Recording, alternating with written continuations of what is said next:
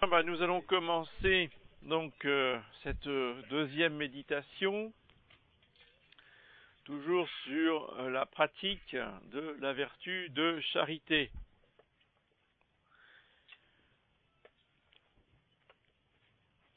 Après avoir parlé des 5 langages de l'amour, ces 5 façons de faire sentir aux autres qu'on les aime, bien, je vais vous parler des 5 langages de la réconciliation.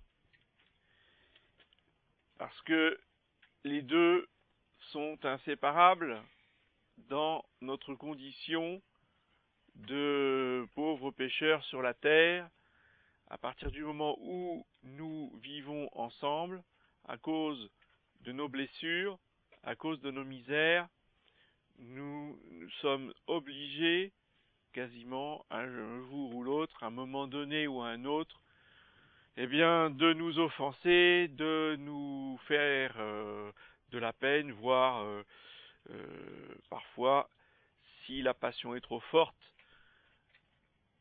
de nous injurier, voire de nous insulter, bref, tout un tas de fautes qui blessent le prochain et qui demandent à ce que l'on se réconcilie.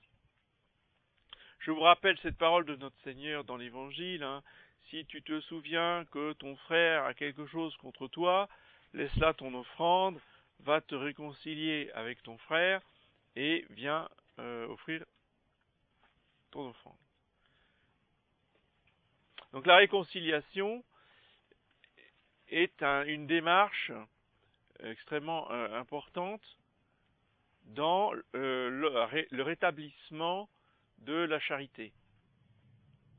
C'est aussi une démarche difficile pour notre amour-propre, difficile pour notre orgueil, qui a beaucoup de mal à reconnaître qu'il a fauté, qu'il a eu tort. Et cela, vous voyez, il faut évidemment se forcer et en même temps enseigner cette pratique de la vertu, donc de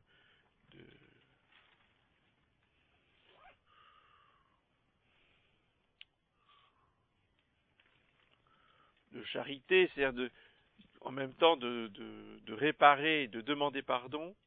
Il faut l'enseigner très jeune. Et on est parfois surpris de voir que les petits bouts de chou, ils ne veulent pas. Ils ne veulent pas céder. Ils ne veulent pas demander pardon. Là, il y a des fois, on voit bien la blessure du péché originel, où ils sont butés, ils sont obstinés, et ils ne veulent pas céder. Eh bien, c'est là le rôle des parents, d'être plus têtus qu'eux. Donc il y a 5 langages de réconciliation, il y a 5 manières de s'excuser et de demander pardon. 5 manières différentes. Et comme pour les langages de l'amour, nous avons un langage d'excuse ou un langage de pardon préféré aux autres. C'est le même système, ça marche de la même façon. Et les 4 autres langages nous sont très durs à apprendre, ne sont pas naturels. Voyez. Et donc si on s'adresse à nous dans un autre langage que le nôtre, eh bien très souvent on dit il ne s'est jamais excusé. Il n'a jamais demandé pardon. Et on garde la rancune, c'est ça le pire. C'est que la rancune, elle reste, alors que la personne, elle vous a présenté ses excuses. Oui, mais pour vous, c'était pas valable. Donc, d'où l'importance, voyez, d'utiliser ces 5 langages pour être sûr d'être bien compris par la personne qui est en face de nous, voyez, afin qu'elle comprenne bien qu'on lui demande pardon et qu'elle a pardonné. Alors le premier langage de réconciliation, c'est d'exprimer des regrets, qui sont signifiés par cette phrase très courante, je suis désolé. Cette phrase, je suis désolé, est fondée sur l'émotion. L'offensé ressent de la douleur et veut que vous éprouviez une partie de sa peine. Donc celui qui a offensé doit participer à la peine de l'offensé. Et s'il n'y a pas cette participation, pour certaines personnes, il n'y a pas de pardon possible. Pour d'autres, ça les indiffère complètement. C'est pas ça qu'ils attendent.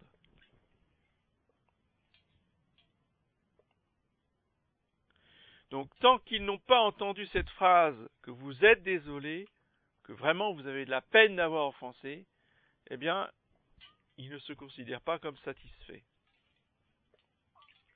Ils seront en attente d'une preuve de votre sincérité.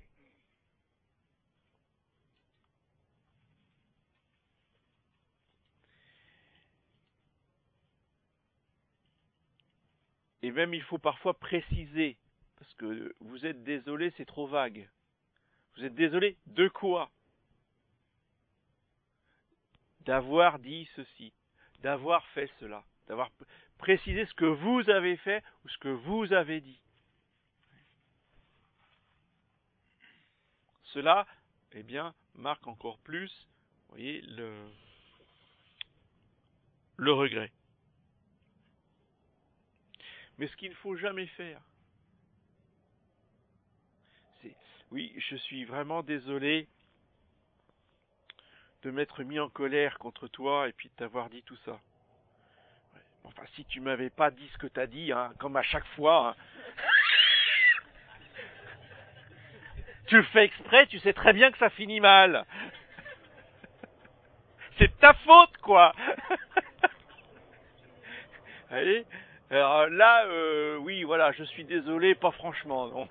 On comprend très vite que, si vous voulez, non seulement vous n'êtes pas désolé, mais qu'en fait, vous attendez des excuses. C'est l'art de renverser les situations, quoi. Bon, ça, c'est... Mais vous avez certaines personnes pour qui c'est systématique. C'est jamais de leur faute. C'est toujours de la vôtre.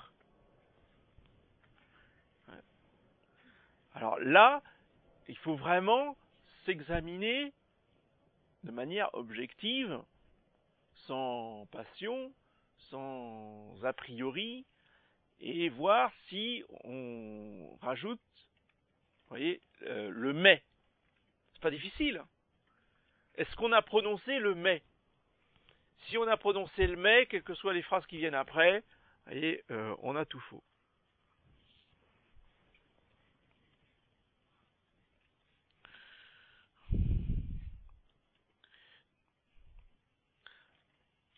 Donc, premier langage, je suis désolé d'avoir fait quelque chose de précis, d'avoir dit quelque chose de précis, et on ne rajoute rien ensuite pour accuser l'autre. Deuxième langage de réconciliation consiste à reconnaître sa responsabilité. Alors là, c'est un cran au-dessus, c'est un peu plus fort. Il faut prononcer cette phrase « j'ai eu tort ».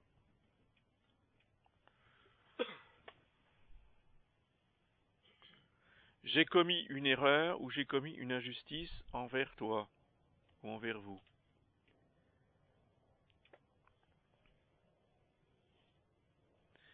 Donc là, vraiment, on endosse, devant l'autre, on endosse la responsabilité de ce qui a été fait et de ce qui a été dit.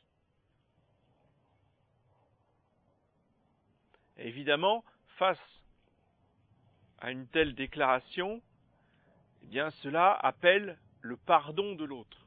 Il faut que l'autre en face, eh bien, dise tout de suite qu'il pardonne. Oui.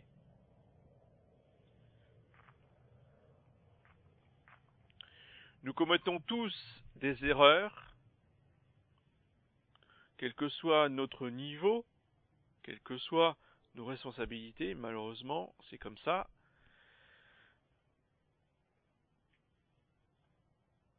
Mais la seule erreur qui peut nous anéantir est celle que nous ne serons pas disposés à admettre.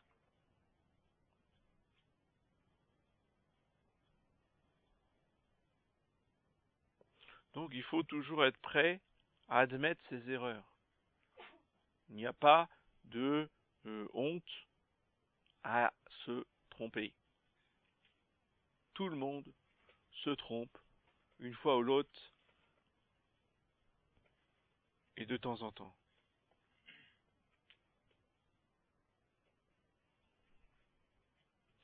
Là encore, pour certains ou certaines, c'est leur arracher la langue de leur faire dire qu'ils ont eu tort ou de leur faire reconnaître qu'ils ont commis une injustice ou quoi que ce soit. Et encore plus envers des inférieurs.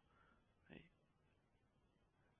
même des parents ressortent grandis quand objectivement ils commettent une erreur ou une injustice, eh bien, de demander pardon et de rectifier les choses.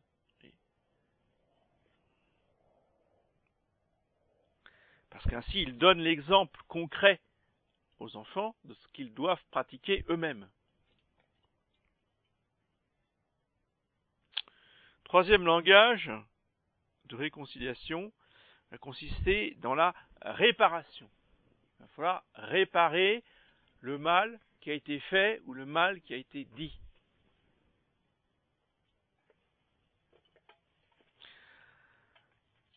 Donc là, la phrase que la personne va attendre particulièrement de vous, il faut absolument que vous prononciez pour qu'elle sente que effectivement vous lui demandez pardon, est la suivante: que puis-je faire pour réparer les choses?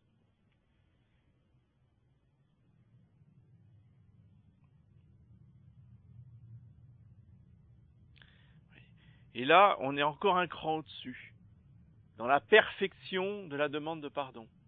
Et vous remarquerez, ceci dit, au passage, que nous sommes ici dans toutes les nuances du sacrement de pénitence. C'est que le sacrement de pénitence au complet réunit toutes ces caractéristiques. C'est-à-dire que dans une confession catholique bien faite, vous avez les 5 langages de réconciliation.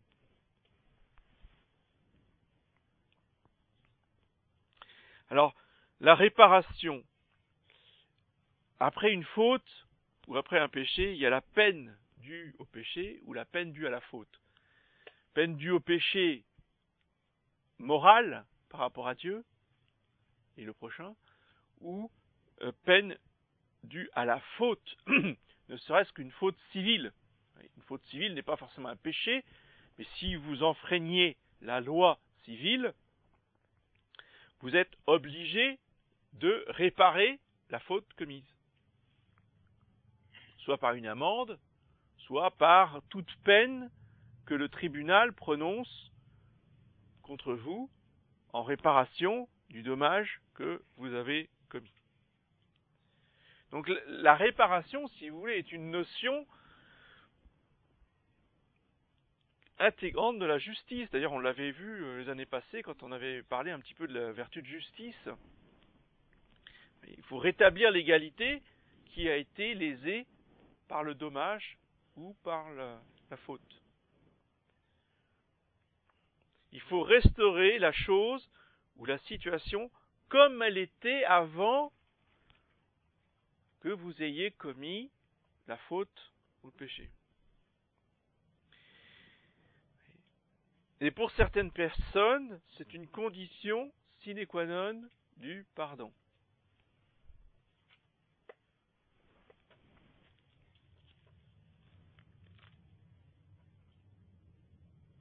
Alors comment réparer? Eh bien, la meilleure façon donc de réparer, alors si c'est quelque chose de matériel, c'est facile, il suffit de remplacer la chose. Mais si c'est un dommage moral, vous ne pouvez pas réparer avec quelque chose de matériel. Alors, même si, sur le plan civil, des dommages moraux vont être réparés par une amende, hein, mais dans les relations humaines de tous les jours, eh bien, on ne peut pas réparer de façon matérielle. Donc, la seule façon de réparer, c'est d'utiliser le langage d'amour de la personne concernée, en lui prouvant qu'on l'aime. Sinon, eh bien, là encore, il n'y a pas de pardon.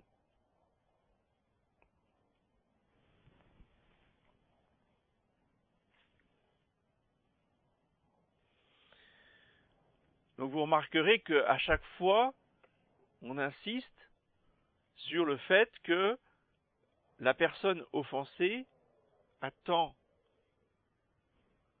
de celui qui a commis la faute qu'il y ait une démarche sincère de charité, qu'elle prouve qu'elle rejette son attitude passée. Quatrième langage, ça va être le repentir. Donc la phrase que la personne va attendre, la phrase qu'elle veut entendre, c'est « je ne recommencerai plus ». Je veux changer, au moins je veux essayer de ne plus recommencer.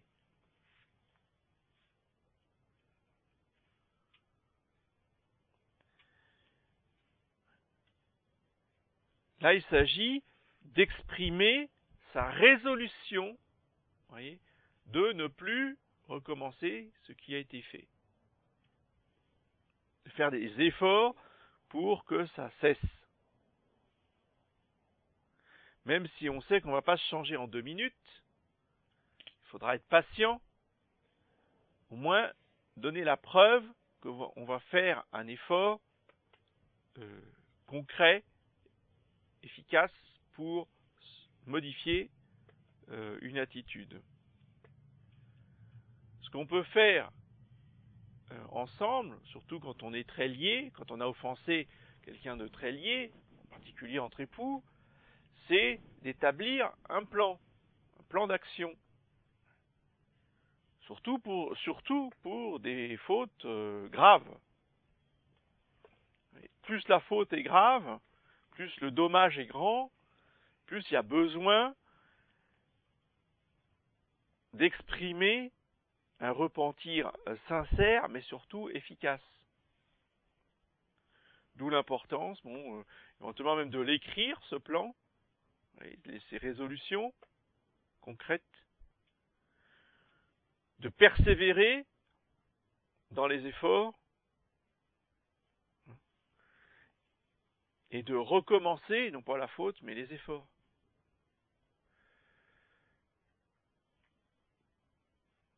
Donc le repentir, efficace.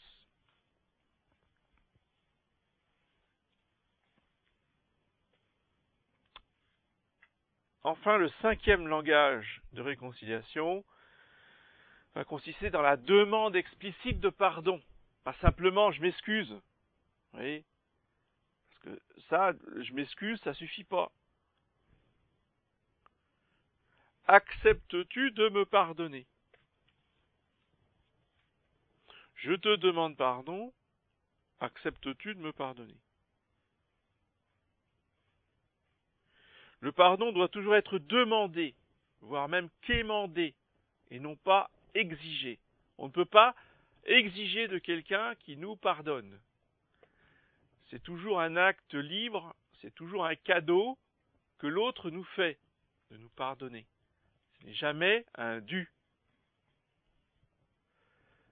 Ce qui est dû, c'est que vous demandiez pardon. Oui, ça, parce que vous avez offensé. Donc vous, en justice, vous devez demander pardon. Mais l'offensé, lui ou elle, n'est pas tenu de vous accorder le pardon en justice. Mais évidemment qu'en charité, elle y est tenue. C'est-à-dire que si on a cette charité, si on aime Dieu et le prochain comme soi-même, à partir du moment où on vient vous demander pardon, vous êtes tenu, mais en charité, à accorder votre pardon. Encore une fois, notre Seigneur nous donne cet exemple dans l'Évangile, de celui à qui le maître a remis une très grosse dette, et il rencontre dans la rue un de ses débiteurs qui lui doit une petite somme d'argent, il le saisit à la gorge pour qu'il lui donne tout de suite son argent. Et donc notre Seigneur dit, eh bien, le maître ordonnera que l'on jette ce mauvais serviteur en prison jusqu'à ce qu'il ait rendu la dernière au bol. Bon. Donc attention de toujours accorder le pardon qu'on nous demande. Il y a une très belle oraison dans l'Office des morts, qui est reprise aussi après la litanie des saints, sur Dieu, qui est lent à se mettre en colère, mais qui est prompte à pardonner. Dieu est prompte à pardonner. Dès qu'il voit son fils au loin qui revient à la maison, le fils prodigue, il n'attend pas qu'il frappe à la porte. Dans celui-là, je l'attends de pied ferme. Non. Qu'est-ce qu'il fait? Dès qu'il le voit au loin, il court au devant de son fils. Dieu est prompt à pardonner. Et nous aussi, eh bien, il faut que nous soyons prompts à pardonner. Et encore une fois, cette promptitude au pardon, c'est pas de la bêtise, c'est pas de la niaiserie sentimentale où on passe par-dessus tout et on devient injuste, parce qu'il y a ce danger-là chez certains tempéraments ou chez certaines faiblesses de tempérament. Et non, il faut qu'il y ait un vrai repentir, une vraie demande de pardon, et dans cette mesure-là, eh bien, accorder généreusement et promptement ce qui est demandé. Il nous faut donc déterminer quel est notre propre principal langage de réconciliation, personnellement. Il faut nous demander ce que nous souhaitons que l'on nous dise pour nous demander pardon. Qu'est-ce que nous attendons des autres pour qu'ils nous demandent pardon correctement? Oui, déjà. Et nous pouvons avoir plusieurs langages de réconciliation. Il y a un principal, mais il peut y avoir un deuxième. Et puis certaines personnes peuvent en avoir 2, 3, 4. C'est possible. Mais en moins, il faut... oui, bah, peut-être qu'il y en a 5. C'est possible. Il y a des gens très exigeants.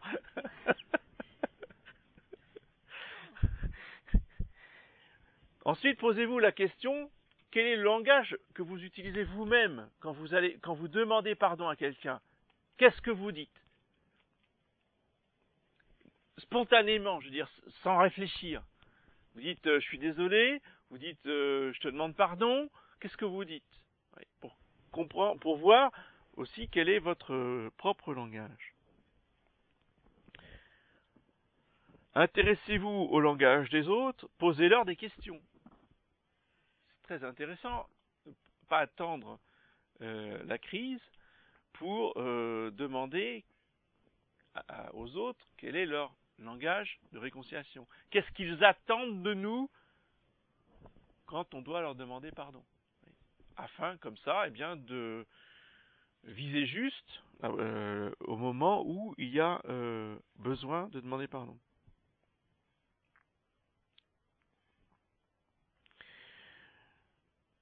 Dans vos discussions, essayez aussi de déterminer qu'est-ce qui vous blesse le plus. Pourquoi? Pour justement éviter de dire ou de faire des choses qui blessent le plus la personne.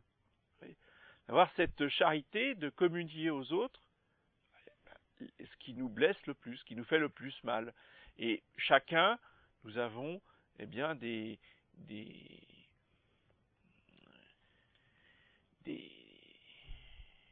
dire des endroits plus sensibles que d'autres, quoi. Bon, sur lesquels il ne faut pas trop taper. Et la charité va consister justement à ménager le prochain là où il est le plus sensible. Et même en faisant ça, malheureusement, on ne peut pas éviter de temps en temps de blesser quand même à l'endroit le plus sensible.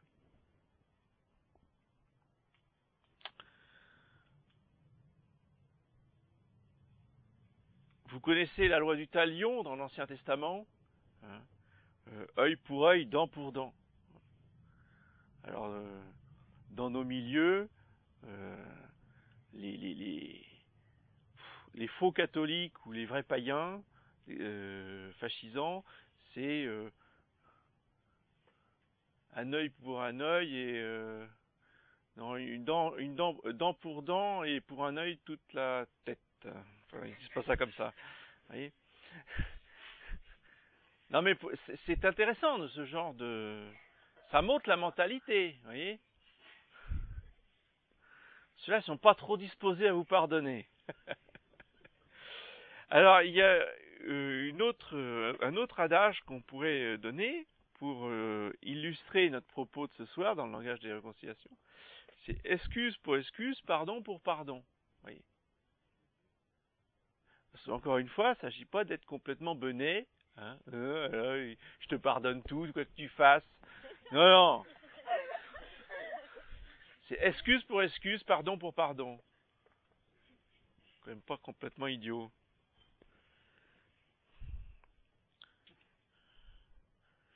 Non, c'est vrai parce que il y a aussi dans nos chapelles des fausses conceptions de la charité, quoi. On devrait tout accepter des autres quand on est charitable. On accepte tout des autres. Quand on est généreux. Eh ben non, chers amis, c'est pas comme ça que ça marche. La vie en société, ça exige certaines règles. Et quand il y a transgression des règles, il y a sanction. Oh, qu'est-ce que vous êtes dur! Attendez, on me l'a dit. C'est pour ça que je restitue ce qu'on m'a dit. Je suis pas dur. Juste que faut réparer. Point. Après, une fois que c'est réparé, les choses sont en ordre et on peut de nouveau avoir des relations de confiance. C'est quoi la charité? C'est la confiance.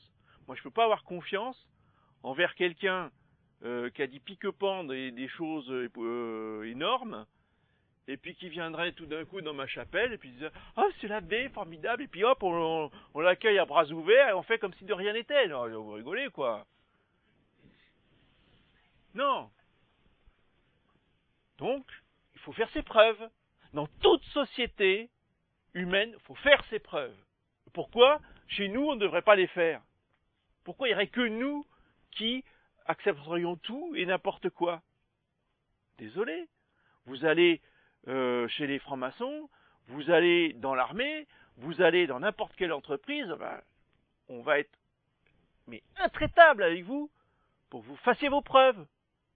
On ne vous fera pas confiance comme ça, le premier qui s'est embauché, allez hop, on te donne les clés de la caisse, tu fais ce que tu veux. Non, ça va, hein? Non, mais parce qu'on est prêtre, il faudrait qu'on agisse comme ça. Ah bah désolé. Non. Non. Voilà. C'est tout. On n'est pas dur. C'est pas une question d'être dur, c'est une question d'être normal. C'est tout. Et après, justement, quand est établie la confiance, je veux dire, la confiance, elle est absolue, elle est totale. Elle est, je veux dire, les relations, elles sont formidables, vous voyez ce que je veux dire. Et c'est pour établir cette confiance totale et absolue qu'il faut passer par un temps d'épreuve. Normal. Après avoir institué donc après avoir reconnu notre principal langage de réconciliation, il faut apprendre à s'excuser en famille, en particulier. Dire c'est une obsession, oui, c'est une obsession. Mon objectif est toujours la famille. Les enfants doivent être prêts à s'excuser en premier. Ça, c'est un principe. C'est pas aux parents de faire carpette devant les enfants. C'est aux enfants de faire... voilà. C'est bien. T'as compris. Non, c'est une expression. C'est-à-dire que c'est aux enfants de faire preuve d'humilité par rapport à leurs parents. C'est ça que je veux dire. Même si, et là c'est peut-être plus difficile à admettre, mais c'est important, même si ce sont les parents qui sont les plus fautifs. C'est aux enfants de faire la démarche parce que certains parents, justement, auront beaucoup plus de mal à s'humilier vis-à-vis de leurs enfants et à faire le premier pas pour demander pardon. Alors, quand on est petit, c'est pas à ce moment-là que c'est pas le genre de conflit entre parents-enfants quand on est petit, ça pose pas de problème en général. Mais c'est surtout quand les enfants sont adultes et quand ils sont grands et que les parents sont âgés. Alors là, c'est là où il y a beaucoup de problèmes dans les familles qui restent, qui demeurent, et parfois les parents meurent sur des refus de pardon. Et ça, c'est terrible. Ça, c'est terrible parce que ce sont, encore une fois, un héritage négatif qui est transmis à la famille. Donc il faut régler ça avant la mort des parents. Il faut s'humilier, faire la démarche pour justement se réconcilier, voyez, avec ses parents.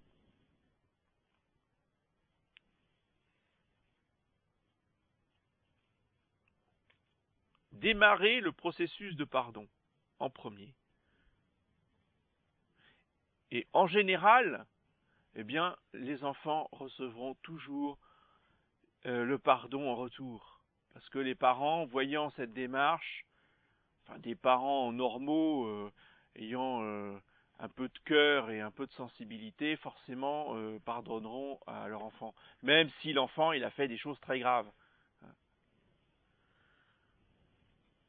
Mais je redis ce que je dis. Enfin, les anciens ils vont dire, ils disent toujours la même chose, mais bon, pour les nouveaux, c'est très important qu'ils entendent ça. Un père ou une mère qui refuse de pardonner à son enfant, voire qui maudit son enfant, est un père ou une mère damné, et l'enfant est possédé du démon. Celui qui dit ça, c'est le Saint Curé d'Ars. Quel que soit l'âge du parent, quel que soit l'âge de l'enfant. On ne maudit jamais, on ne refuse jamais le pardon. Parce que là, c'est damnation assurée.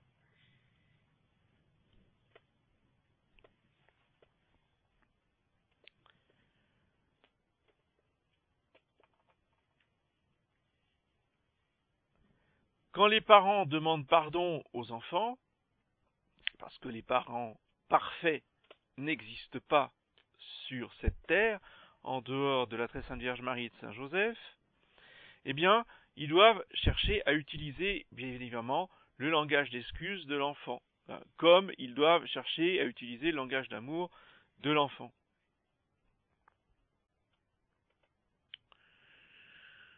Toujours avoir ce souci d'utiliser le langage de la personne à qui on demande pardon.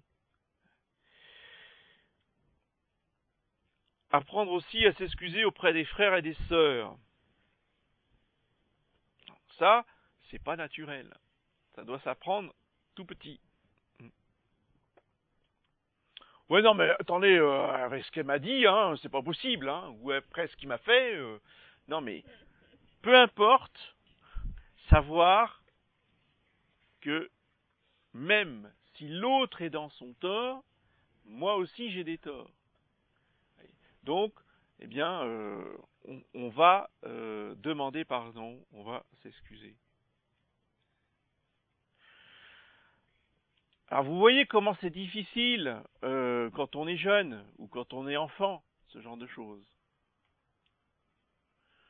Bah, dites-vous que adulte, c'est beaucoup, beaucoup, beaucoup plus difficile. Mais il faut travailler cela parce que arrive un moment donné dans la vie où peuvent surgir des disputes, mais alors gigantesques, hein, en particulier quand il va y avoir succession, décès des parents. Alors là, dans certaines familles, c'est absolument dramatique. C'est pourquoi il faut s'y préparer à l'avance, surtout quand on sait que ça va poser problème. Faire prier beaucoup et faire une réserve de, de, de pardon, je dirais, à l'avance.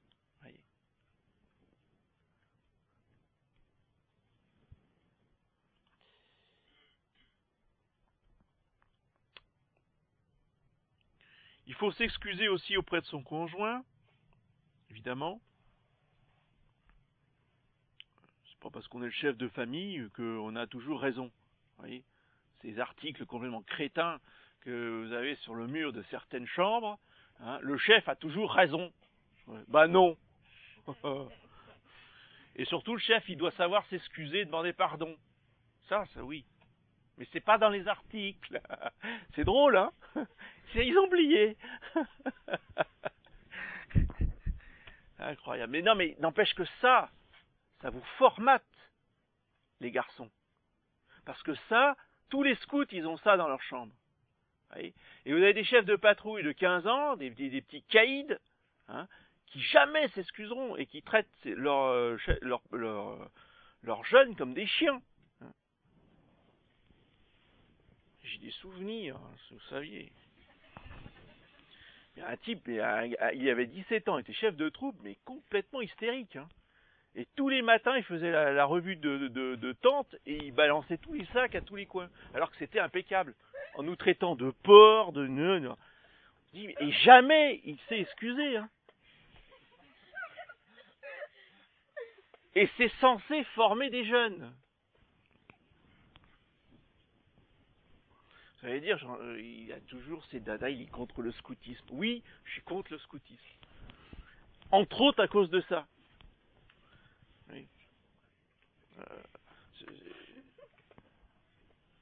C'est comme à l'armée, hein. J'ai jamais vu un sergent présenter ses excuses.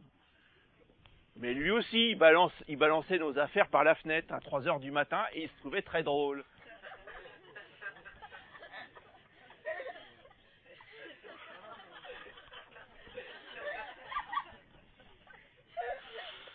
Eh oui. Mais on n'est pas dans un contexte catholique, justement. Voyez. Et le problème, c'est que quand cet esprit-là pénètre dans les familles, c'est complètement destructeur. Et ça, on ne s'en rend pas compte. Soit disant que ce sont des valeurs. Tu parles des valeurs. Non, ce pas des valeurs.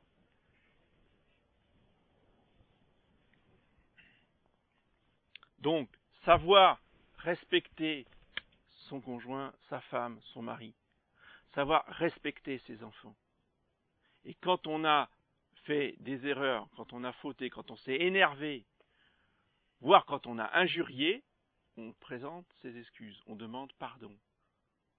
Je te promets, je ne recommencerai pas. Et il y a des histoires vécues hein, de...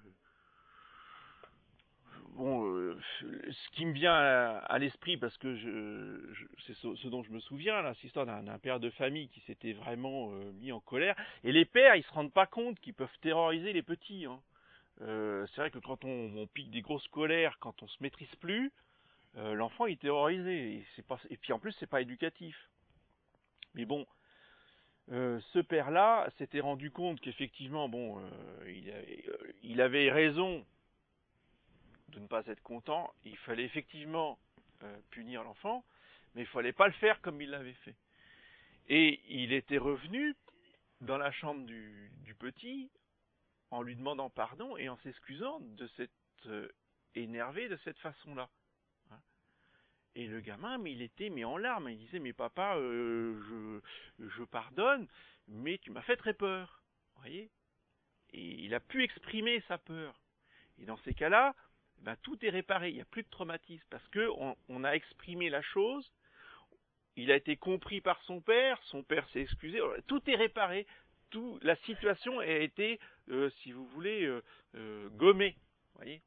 Mais quand ce n'est pas gommé, quand ce n'est pas réparé, quand il n'y a pas d'excuse, quand il n'y a pas de pardon, alors là, ça reste gravé, si vous voulez, dans l'esprit de l'enfant, dans la psychologie de l'enfant. Et ça, après, il traînera ça toute sa vie. Il l'aura oublié, hein, mais il traînera ça toute sa vie. De même qu'il ne faut jamais, ça je le dis au passage aussi, ne jamais injurier les enfants. Et encore moins les traiter d'animaux ou de choses comme ça. Dites-vous que vous détruisez l'enfant, que vous détruisez vous-même. Alors c'est une destruction psychologique, c'est pas, ça se mesure pas avec un centimètre, mais c'est non moins réel.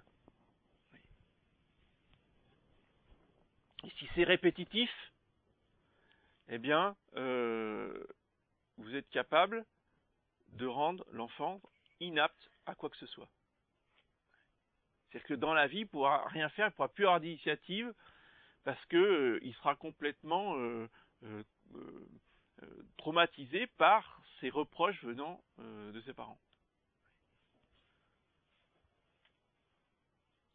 Ce qui ne veut pas dire, encore une fois, qu'il ne faut pas punir, qu'il ne faut pas sévir, qu'il ne faut pas sanctionner. Vous voyez, hein? Mais la sanction, la punition, le respect des règles doit se faire dans le respect des personnes et dans le respect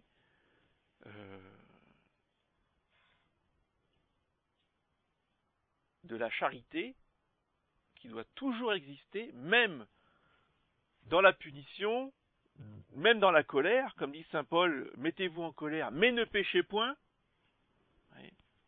Voilà.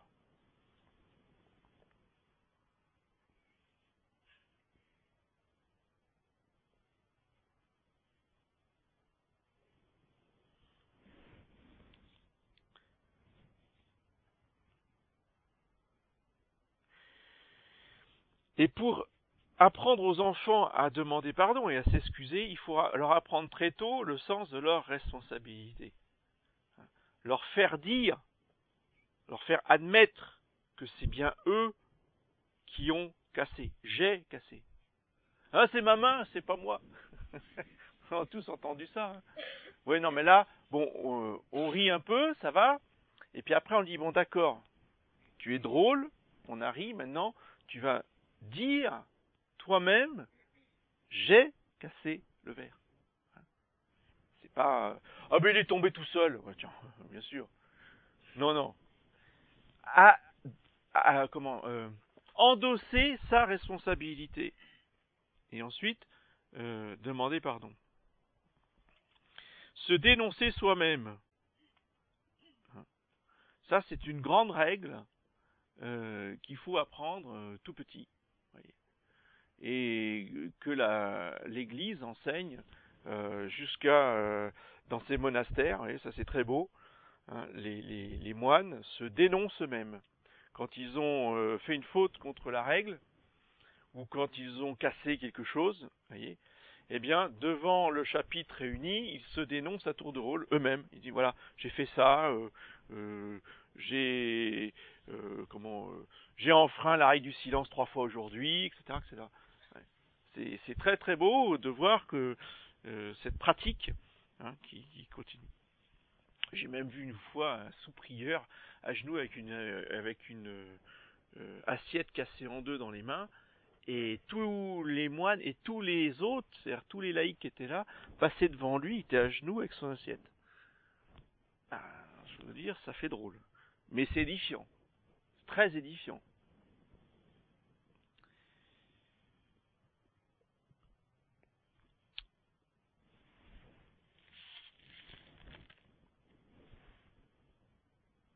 Bien sûr, il faut poser des règles de vie pour les enfants. Ces règles doivent répondre à différentes questions. Est-ce que cette règle protège mon enfant de la destruction? Est-ce que cette règle favorise le développement de sa personnalité, de son honnêteté, de son ardeur au travail, de sa bonté et du service des autres?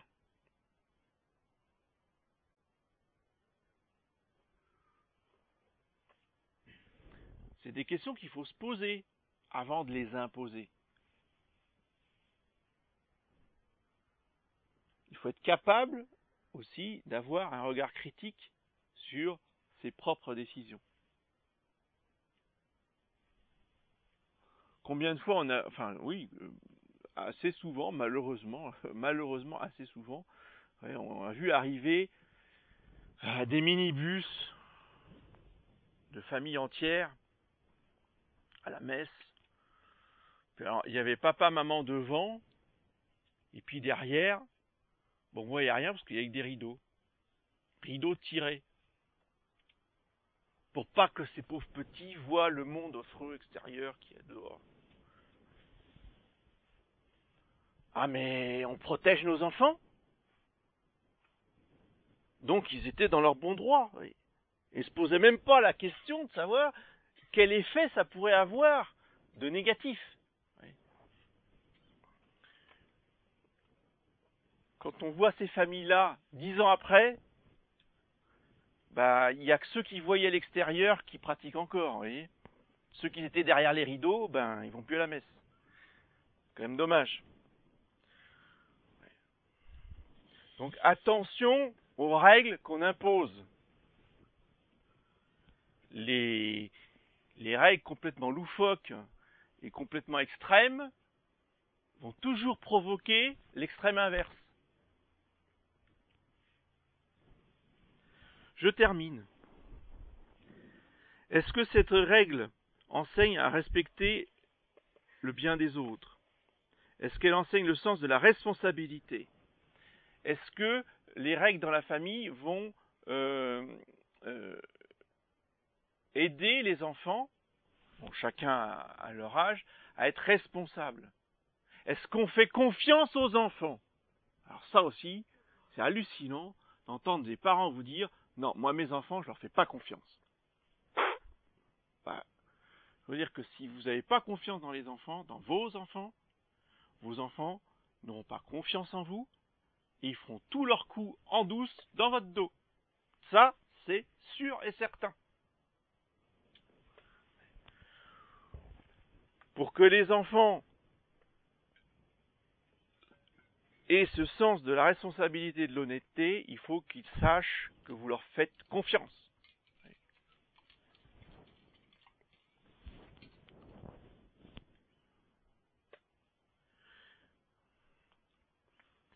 Et le mieux pour ça, eh bien, c'est de leur annoncer à l'avance quel genre de punition ou quel genre de sanction ils auront pour tel genre de faute ou de transgression, afin qu'ils sachent que c'est objectif, que c'est prévu à l'avance, que c'est pas votre mouvement de colère ou votre arbitraire sur le coup qui fait qu'ils auront telle ou telle sanction. Mais bon, que ce soit déterminé à l'avance.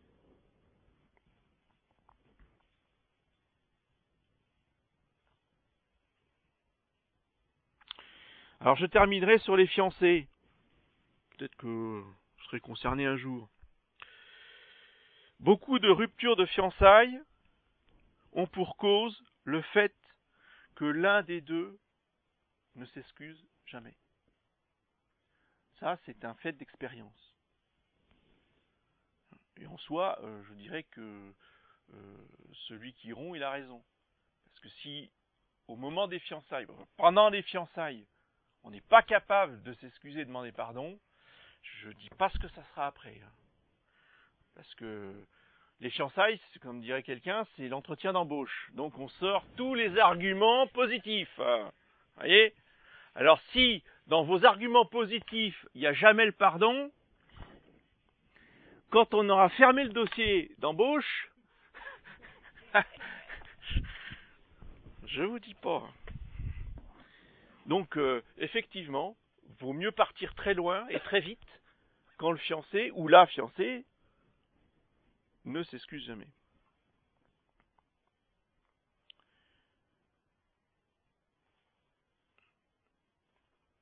Donc, cette capacité de s'adapter au langage de l'autre pendant le temps des fiançailles, voyez, que ce soit le langage de l'amour ou que ce soit le langage de réconciliation, est absolument déterminant. Et ce doit être un des critères absolu sur lequel vous devez fonder un foyer. S'il n'y a pas ça, c'est pas viable. Voilà. J'en ai donc terminé. C'est tard, mais enfin vous l'avez un peu voulu. Hein.